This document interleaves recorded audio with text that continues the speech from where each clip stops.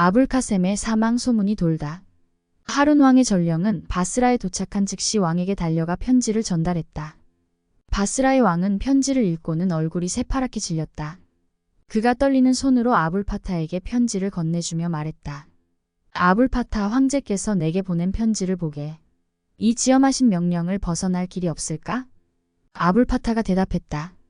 폐하, 그렇게 괴로워하지 마십시오. 아불카셈을 없애버리세요. 죽이지는 않더라도 그 녀석이 죽었다고 세상 사람들이 믿도록 만들겠습니다. 제가 아무도 모르는 곳에 그 녀석을 가둬두겠습니다. 그러면 폐하는 왕위를 지키면서 녀석의 보물까지도 차지할 수 있을 겁니다. 저희가 녀석을 비밀 장소에 가둘 수만 있다면 혹독한 고문으로 보물창고의 위치를 털어놓게 만들 수도 있을 겁니다. 좋아, 자네 생각대로 하게. 하지만 황제에겐 뭐라고 핑계를 대야 할까? 그 점도 저를 믿으십시오. 황제께서도 틀림없이 속아 넘어갈 것입니다. 제 계획을 허락만 해주시고 폐하께서는 마음 푹 놓고 계십시오. 아불파타는 서너 명의 궁인을 데리고 아불카셈의 집을 방문했다. 아불카셈은 그들을 궁전 사람답게 맞아주며 잔치까지 베풀어 주었다. 아불카셈은 아불타파를 최상석에 앉히고 최대의 예의를 갖추었다. 천성이 착한 아불카셈은 아불파타가 자신에게 아기를 품고 있다고는 꿈에도 생각하지 않았다. 모두가 식탁에 앉아 향기로운 포도주를 즐기는 동안 배신자 아불파타는 아무도 눈치채지 못하게 아불카셈의 잔에 정신을 잃게 하는 약을 넣었다. 아불카셈은 술잔을 입술에 대는 순간 나무토막처럼 쓰러지고 말았다. 혼수 상태에 빠져들면서 죽은 지 며칠이나 지난 시체처럼 변해버렸다. 하인들이 불이 나게 달려와 부축했지만 금세 죽은 사람처럼 온 몸이 뻣뻣하게 굳기 시작했다. 하인들은 아불카셈을 긴 의자에 눕히고 절망에 찬 통곡을 하기 시작했다. 아불카셈의 집을 찾은 손님들은 모두가 두려움에 떨면서 어찌할 줄을 몰라 했다. 아불파타가 옷까지 찢어대면서 대성통곡을 했기 때문에 사람들은 모두 그가 범인일 것이라는 생각은 꿈에도 하지 못했다. 얼마의 시간이 지나자 아불파타는 상아와 흑단으로 만든 관을 준비하라고 하인들에게 말했다. 하인들이 급히 관을 준비하느라 정신이 없는 동안 아불파타는 주변에 보이는 값비싼 보물들을 몰래 주머니에 챙겨 넣었다. 아불카셈이 죽었다는 소문이 삽시간에 온 도시에 퍼졌다. 남녀노소 모두가 터번을 벗고 맨발로 아불카셈의 집을 찾아와 죽음을 애도했다. 온 도시가 눈물바다로 변했고 통곡의 울음소리가 하늘까지 치달았다. 사람들은 외아들을 잃은 사람처럼, 하나뿐인 형제를 잃은 사람처럼, 사랑하는 남편을 잃은 사람처럼 울어댔다. 부자와 가난한 자를 가릴 것 없이 모두가 아불카셈의 죽음을 슬퍼했다. 부자들은 언제나 반갑게 맞아주던 친구를 잃었다는 눈물이었고, 가난한 사람들은 언제나 자비를 베풀어주던 은인을 잃었다는 눈물이었다. 아불카셈의 죽음은 그야말로 모두에게 충격이었다.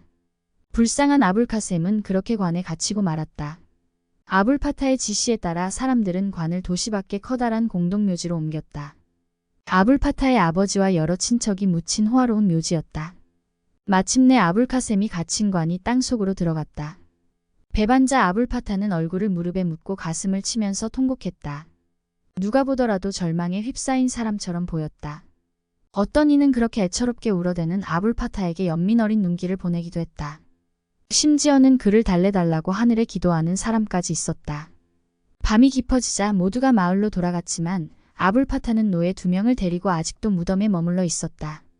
그는 무덤 문이 확실히 닫혔는지 확인하고 모닥불을 지펴 은쟁반에 물을 덮였다.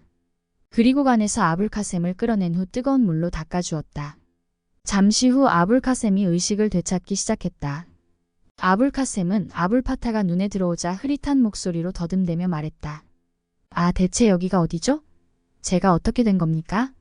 아불파타가 비릿한 웃음을 지으며 대답했다. 어리석은 녀석, 모두 내가 꾸민 일이야. 너를 여기까지 끌어오느라고 별 연극을 다 했다. 자, 내 보물창고가 어딨는지 말해라. 그렇지 않으면 모진 고문을 견디어야 할 게다. 내 몸을 발기발기 찢어버리겠어. 매일 새로운 고문 방법을 생각해내서 너를 괴롭힐 거다.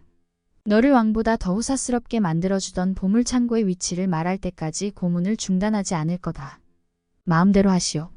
하지만 난 절대 말하지 않을 거요. 아불카셈의 말이 떨어지기 무섭게 비열한 아불파타는 노예들에게 아불카셈을 꼭 붙들라고 말했다.